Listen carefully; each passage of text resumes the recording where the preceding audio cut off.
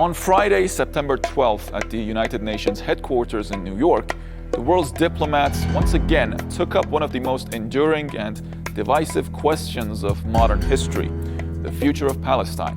In a vote that drew overwhelming support, the General Assembly passed what's being called the New York Declaration, a resolution reasserting the so-called two-state solution.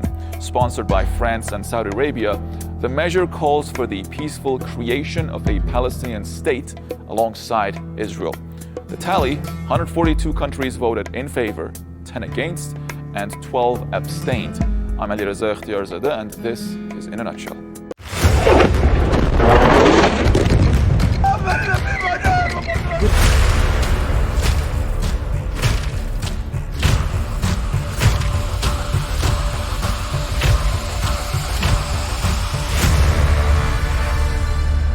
The resolution came after a July international conference co-hosted by Paris and Riyadh and was designed to reaffirm international consensus around a two-state framework, a consensus repeatedly tested by decades of failed negotiations, wars, and shifting regional alliances.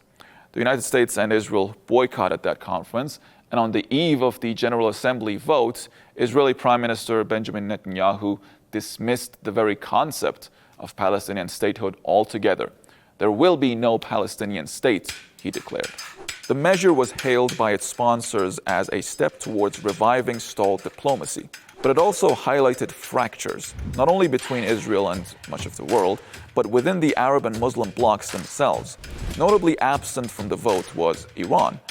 For a country that has long been the leading voice of resistance to Israel, Tehran's decision to abstain raised eyebrows. Iran has never hidden its skepticism of the two-state formula. Since the 1979 Islamic Revolution, its leaders have described the idea as a dead end, one that papers over the realities of occupation and legitimizes what Tehran calls a colonial project of Zionism in West Asia.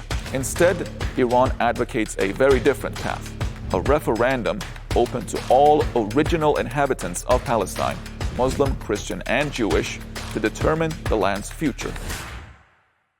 The leader of the Islamic Revolution, Ayatollah Sayyid Ali Khamenei, has repeatedly rejected any partition of Palestine. In 2011, he told a conference on the Palestinian Intifada that every plan to divide Palestine is unacceptable, warning that the two-state solution merely enshrines Israel's permanence, a cancerous tumor in the heart of the Islamic world.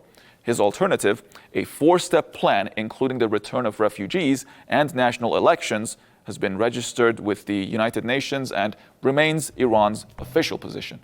For Tehran, the issue goes beyond borders.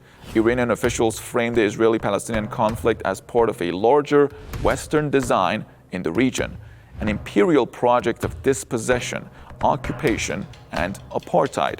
In their view, assigning equal blame to occupier and occupied distorts decades of violence, displacement, and denial of rights to Palestinians. That's why when the New York Declaration came to a vote, Iran joined countries like Iraq and Tunisia in refusing to participate. In a letter to the UN Secretary General, Iranian diplomats argued the resolution fails to address the root causes of the crisis.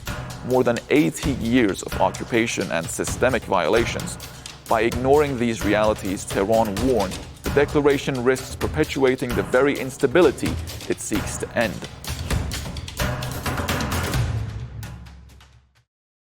Yet, for much of the world, the two-state solution remains the only politically viable option, however flawed. It has been enshrined in UN resolutions since the 1947 partition plan and underpinned decades of negotiations, from the Oslo Accords in the 1990s to the more recent, though stalled, US-led initiatives. Advocates say it's the only framework with broad enough international legitimacy to offer Palestinians statehood while preserving Israel's security. The problem? Each year that passes, the possibility of two states appears more remote.